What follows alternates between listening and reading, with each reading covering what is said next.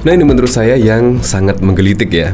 Saya masih ingat betul, yaitu ketika berita pada waktu itu, yaitu Anies akan umumkan sosok cawapres di GBK Jakarta pada 16 Juli 2023. Tetapi kenyataannya di sini, yaitu setelah mendekati hari H, yaitu pada 16 Juli, yaitu kurang 5 hari lagi, yaitu Nasdem sebut tak ada pengumuman nama bakal cawapres Anies di GBK pada 16 Juli. Ini apa maksudnya? Masa sih cuma selang beberapa minggu saja sudah dibatalkannya, yaitu untuk mengumumkan cawapres dari Anies Baswedan di GBK pada 16 Juli. Ini menurut saya sangat lucu sekali ya. Sangat sering sekali loh kita lihat bahwa pada waktu lalu mengatakan A, tiba-tiba mendekati hari H langsung dibatalkan. Itu sudah sangat sering sekali. Nah, di sini bahkan juga dikomentari oleh Denny Siregar. Di sini ditolak Mbak Yeni, langsung bingung. Tadinya udah pede.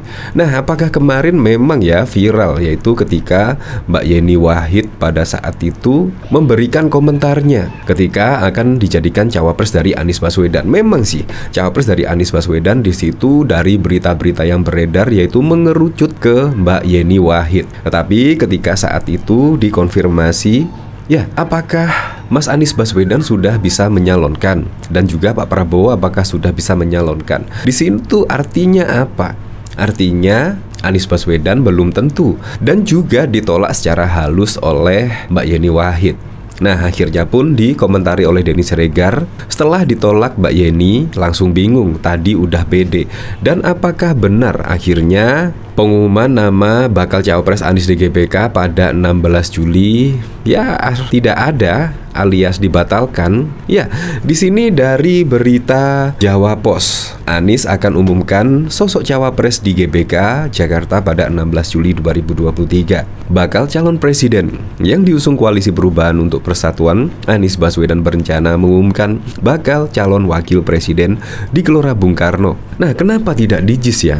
Kok harus di GBK? Padahal juga yang dibangga-banggakan Anies Baswedan adalah Jakarta International Stadium. Angkatannya sih standar internasional, standar FIFA dan lain sebagainya. Tetapi malah menggunakan Gelora Bung Karno. Ini juga tanda tanya besar menurut saya. Bahkan pendamping Anies untuk Pilpres 2024 itu akan diumumkan paling lambat pada 16 Juli. Nah, di sini juga akhirnya batal juga kalau dari berita ini. Di sini diumumkan paling lambat 16 Juli. Sudah ada cawapres Anies Baswedan 16 Juli deadline diumumkan, kata Ketua DPP Partai Nasdem Willy Aditya di kantor DPP Partai Nasdem Jakarta pada Jumat 2 Juni. Artinya di sini ya menurut saya Koalisi Perubahan ini selalu berubah-ubah ya. Di sini padahal sudah memastikan paling lambat tanggal 16 Juli, ternyata sampai saat ini ya malah beritanya tidak ada pengumuman pada 16 Juli. Willy memastikan nama cawapres tersebut sudah dikomunikasikan Anies kepada para partai pendukung dalam Koalisi Perubahan. Salah satunya kepada Ketua Umum Partai Demokrat Agus Harimurti Yudhoyono AHY dan Ketua Majelis Tinggi Demokrat Susilo Bambang Yudhoyono di Pacitan. Sudah disampaikan kemarin di Pacitan, disampaikan langsung oleh Pak Anies ke Pak SBY dan Mas AHY. Hari ini ke Pak Surya Paloh dan berikutnya ke Pak Presiden PKS ucap Willy. Willy menegaskan pendamping Anies Baswedan akan diumumkan secara akbar di Jakarta. Rencananya di GBK menjadi saksi dari munculnya pasangan calon presiden dan wakil presiden dari Koalisi Perubahan. Nah, tetapi di sini Nasdem sebut tak ada pengumuman nama bakal cawapres Anies di GBK pada 16 Juli. Nah, kemarin kan juga dari Nasdem yang menyebut paling lambat 16 Juli diumumkannya cawapres dari Anies Baswedan. Tiba-tiba di sini juga dari Nasdem, yaitu tidak ada pengumuman nama cawapres dari Anies Baswedan. Nah, di sini bakal capres dari Koalisi Perubahan untuk Persatuan Anies Baswedan disebut tak akan mengumumkan nama bakal cawapres dalam waktu dekat. Selain itu, dalam acara konsolidasi internal Partai Nasdem pada 16 Juli mendatang di Stadion Utama Gelora Bung Karno, Jakarta, juga tak ada pengumuman nama calon pendamping Anies. Tidak ada pengumuman bakal cawapres ini, apel siaga Partai Nasdem untuk memperkuat soliditas internal partai, kata pelaksana tugas Sekretaris Jenderal Nasdem Hermawi Taslim, seperti dikutip Kompas.id pada 8 Juli. Nah, akhirnya pun di sini dikomentari oleh Denny Siregar. Nah, dari sini saya penasaran ya komentar-komentarnya bagaimana ya di sini ya. Ini dari Kitebong Nusantara. Mbak Yeni nggak akan mau. Kenapa bingung sih? Kenapa enggak anak Pak Surya Paloh saja jadi cawapres Anies? Kalau diterima juga bang, mau pakai partai apa? Ditinggalin Demokrat kelar. Kalau Surya Paloh cawapresnya gimana bang? Cocok abang rasa? Paling tepat itu sama Wan Bangu. Soalnya waktu Pilkada DKI tahun 2017 berasa banget atmosfer soulmate-nya ketika melakukan politik identitas. Nah bahkan di sini juga ini penyebabnya Anies hanya didukung 10%.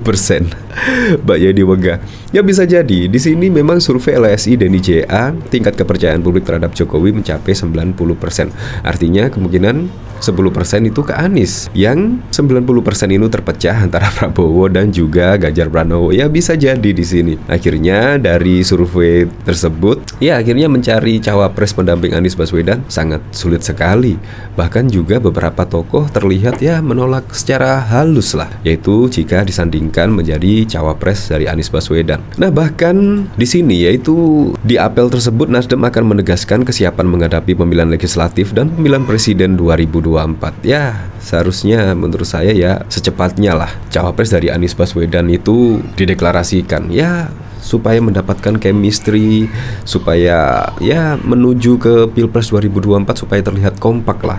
Apalagi dari sini juga Partai Koalisi Perubahan yang mengusung Anies Baswedan di sini juga sangat tidak kompak sekali. Apalagi dalam menyebut akan mendeklarasikan pada 16 Juli ternyata juga dibantah oleh Nasdem sendiri. Ini menurut saya sangat lucu sekali. Bahkan beritanya sudah tersebar di media maya, di media sosial dan media-media lainnya. Jadi sangat lucu sekali. Apalagi ditambah kemarin ya harap-harap cemas karena Demokrat ya bisa berpaling ke mendukung yaitu Ganjar Pranowo dan Prabowo Subianto, di mana Demokrat pada saat itu ya meragukan Anies Baswedan ya akan bertarung di Pilpres 2024. Apalagi sampai saat ini juga tidak balik-balik ke Indonesia. Ya seharusnya kampanyenya itu ya di Indonesia lah, bukan di Arab Saudi sana. Bahkan sampai saat ini terlihat betah ya tinggal di sana. Nanti jangan-jangan ya 3 tahun seperti yang kemarin ya. Kemarin juga 3 tahun karena sangat betah sekali. Nah dari sini bahkan juga ada komentar yang sangat nyelekit. Tenang bang, ada novel Mbak Mukmin. Memang kemarin novel Mbak Mukmin itu sangat kepengen mengajukan atau kepingin mendampingi dari Anies Baswedan, yaitu menjadi cawapresnya. Mas Permardi aja yang jadi wakil aja mas, pasti langsung diokein sama Abu. Tuh paling orang ya itu saja. Dan semoga beliau betah di Arab Saudi dan gak pulang-pulang.